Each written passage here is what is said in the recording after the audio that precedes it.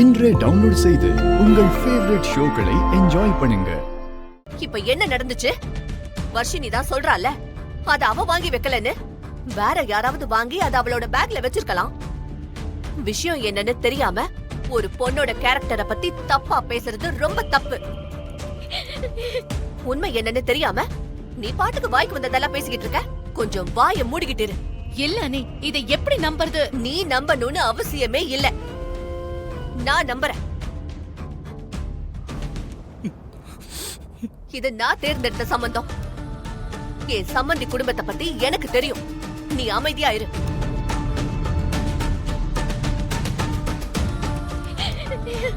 ஏய் வர்ஷினி, வர்ஷினி, வர்ஷினி,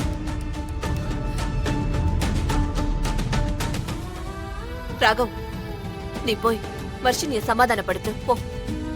சரிம்மா. ராகவ்,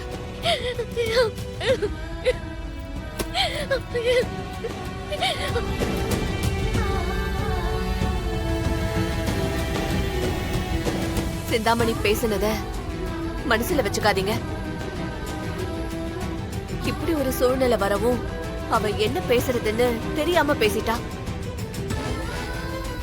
இங்க பாருங்க சம்பந்தி, உங்க வருத்தம் எனக்கு புரியுது. நான் தேர்ந்தெடுத்த மருமகளுங்க தங்கமான மருமகளுங்க. எங்க எல்லாருக்குமே உங்க மேலயும் உங்க பொண்ணுங்க மேலயும் நிறைய நம்பிக்கை இருக்கு. நாங்க யாருமே அவங்கள தப்பா நினைக்கல. நீங்க வருத்தப்படாதீங்க. நீங்க அத வர்ஷினி கிட்ட சொல்லி புரிய வைங்க. சரிங்க சம்பந்தி.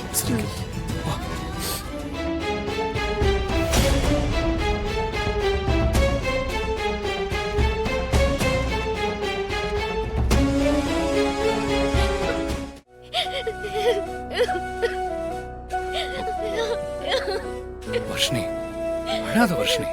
இப்போ என்ன ஆச்சுன்னு அழுகிற? கண்ணை தொட. எதுக்கு அழுகிறப்ப? பாரு, நான் உன்னை தப்பா நினைக்கல, எங்க அம்மாவும் உன்னை தப்பா நினைக்கல. இத போய் ஒரு பெரிய விஷயமா நினைச்சு இப்படி அழுதுட்டு இருக்க. இதுக்கெல்லாம் போய் நீ அழலாமா?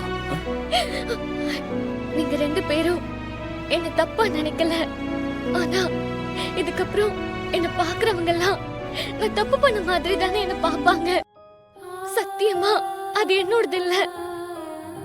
அது எப்படி என் பேக்ல வந்துச்சுன்னு எனக்கு தெரியவே தெரியாது. ஏய், எதுக்கு சத்தியம் எல்லாம் பண்ற?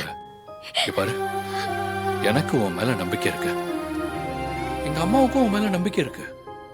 இது பாரு, நீ யார பத்தியும் யோசிக்காத. எப்படி கவலைப்படாம இருக்க முடியும்? இதுக்கப்புறம் நான் அத்தை முகத்தை மத்தவங்க முகத்தை நான் பார்க்கும் போதெல்லாம் அவங்க மனசுக்குள்ள அதுதானே தோணும். அது யார வர்ஷினி பேக்குள்ள வச்சாங்கன்னு கண்டுபிடிக்கணும்.